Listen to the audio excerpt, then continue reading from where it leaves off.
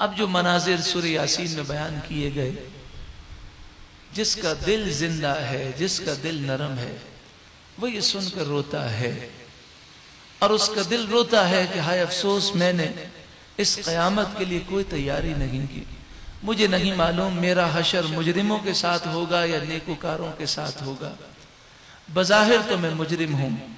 وَنُفِخَ فِي الصُّورِ، اور دوسری سور پھونکی جائے گی، فَإِذَا هُمْ مِنَ الْأَجْدَاثِ إِلَىٰ رَبِّهِمْ يَنْسِلُونَ، جبھی وہ اپنی قبروں سے نکلیں گے اپنے رب کی طرف دوڑیں گے۔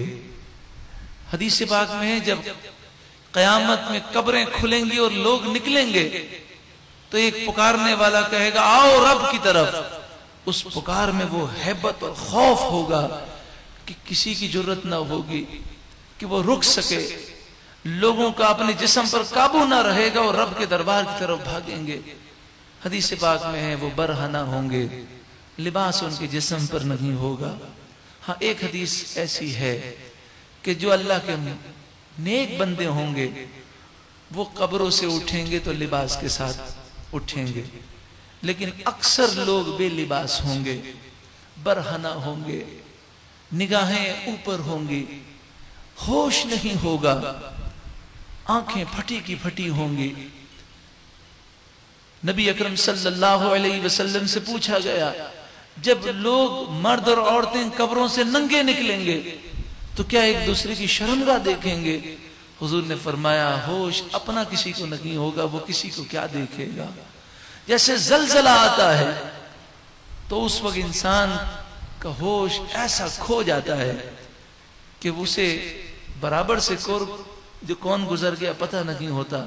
تو قیامت کی ہولناکی ایسی ہوگی۔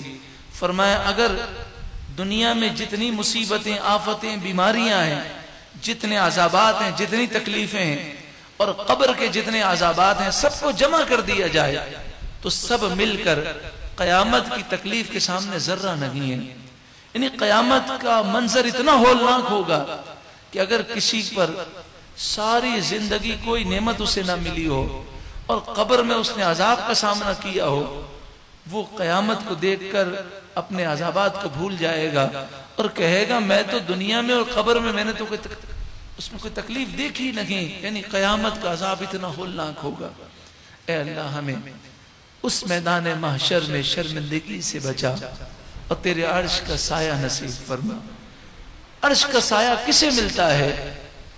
جو سچی پکی توبہ کرتا ہے، جس کی آنکھیں آنسوؤں سے بہتی ہیں اور جو گناہوں سے دور ہو جاتا ہے، جو اللہ کے خوف کی وجہ سے گناہوں کو چھوڑ دیتا ہے۔ قالوا یا ویلنا من بعثنا من مرقدنا، وہ کہیں گے ہائے ہماری بربادی، ہمیں ہماری قبروں سے کس نے اٹھایا؟ ھذا ما وعد الرحمن، کہا جائے گا یہ رحمان نے جو وعدہ کیا تھا یہ وہ وعدہ ہے۔ وصدق المرسلون، اور رسولوں نے سچ کہا۔ ان کانت الا صیحۃ واحدہ، وہ ایک ہی زوردار آواز ہوگی۔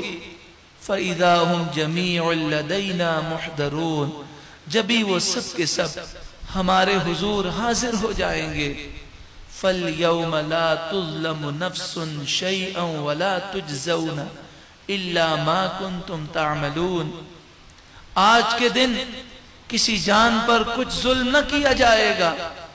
وَلَا تُجْزَوْنَ إِلَّا مَا كُنْتُمْ تَعْمَلُونَ، اور تمہیں بدلہ نہ دیا جائے گا مگر وہی جو تم کام کیا کرتے تھے۔ اے مالک تیرا فرمان سچا ہے، تو فرماتا ہے کہ تمہیں بدلہ وہی ملے گا جو تم کام کیا کرتے تھے۔ اے مالک ہم نے تو کام جہنم والے کیے ہیں، ہم نے اپنے آپ کو برباد کیا ہے۔ اے مالک ہم بدلہ نہیں مانگتے، تیری رحمت مانگتے ہیں، ہمارے گناہوں کو معاف فرما، ہمارے دل کو نرم فرما، ہماری آنکھوں کو نرم فرما۔ اے اللہ ہمیں ہمارے گناہوں پر شرمندگی عطا فرما، ہمیں تیرے خوف سے رونے والی آنکھیں دے۔ اے اللہ ہمیں سچی پکی توبہ دے۔ اے اللہ ہماری زندگیوں کو بدل دے۔ اے اللہ موت سے پہلے ہمیں بدل دے۔ اے اللہ میں سچی پکی توبہ دے، گناہوں سے نفرت دے، اس قلیل بے وفا فانی مختصر غرض اور مطلب کی اس دنیا سے ہمیں نفرت دے، تجھ سے اور تیرے محبوب سے پیار دے۔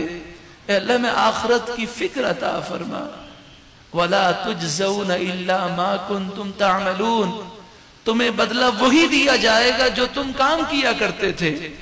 ان اصحاب الجنت اليوم فی شغل فاکہون، بے شک جنتی آج کے دن نعمتوں میں مزے لے رہے ہوں گے۔